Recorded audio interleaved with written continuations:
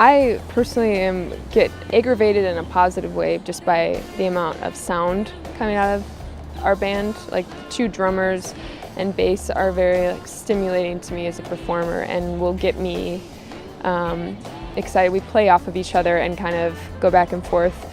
I also come from before I sang, I did theater, and I like theater. We all are, I think, enjoy thinking about the performance as creating a world on stage, and kind of making our music come alive is important to all of us. And then to have fun on stage and to make it worth our time as well. To get something out of it personally.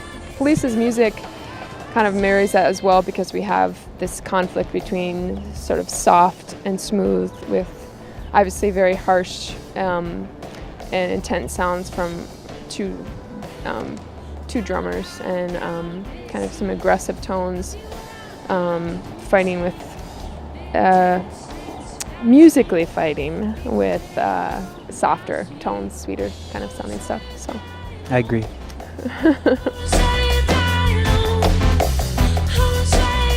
The record, the title of the record and the subject matter of the record is coming from this perspective of, or coming from being a woman, or the brutality, the kind of gruesomeness of being a woman, the dichotomy between beautification and blood, and that carries through a woman's life until she dies.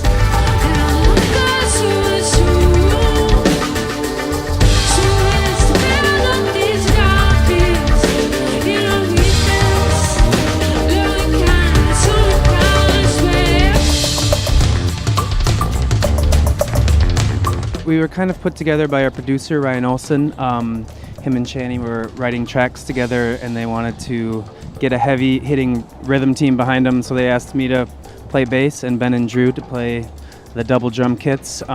He is kind of like the leader in the sense that he builds the sounds that the rest of us react to.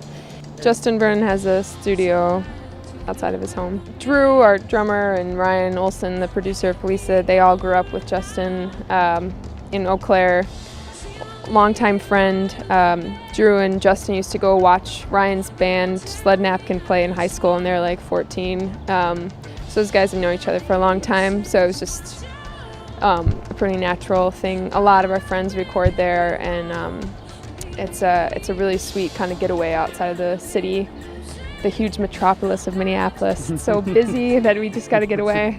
So that's why it's friends, Yeah, it feels kind of like a cabin getaway. We get to cook dinner and sit down and spend some time with each other as much as we're just recording a record. So.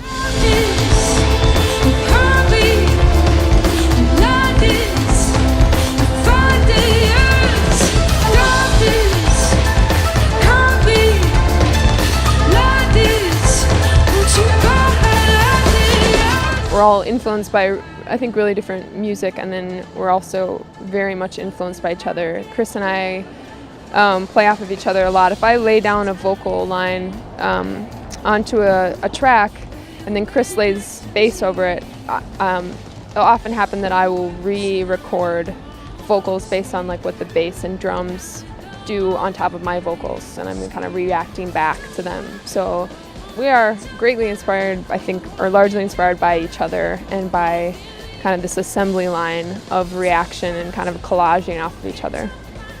I think Polica is a band that is a good representation of what goes on in the scene in Minneapolis. We all played music in Minneapolis in different bands and saw each other playing in those bands, and a small scene. Because everyone's kind of interested in what everyone else is doing, and very supportive, really, and we like to collaborate. I know so many people who are in 4 or 5 bands, and so when you're kind of spreading yourself out across a bunch of different genres, really exciting things can happen. I grew out of a noise punk band, and now I'm playing electronic double drum synth stuff. Hey, I'm Channy. I'm Chris. And we're from Polica, and you're watching Babel Music.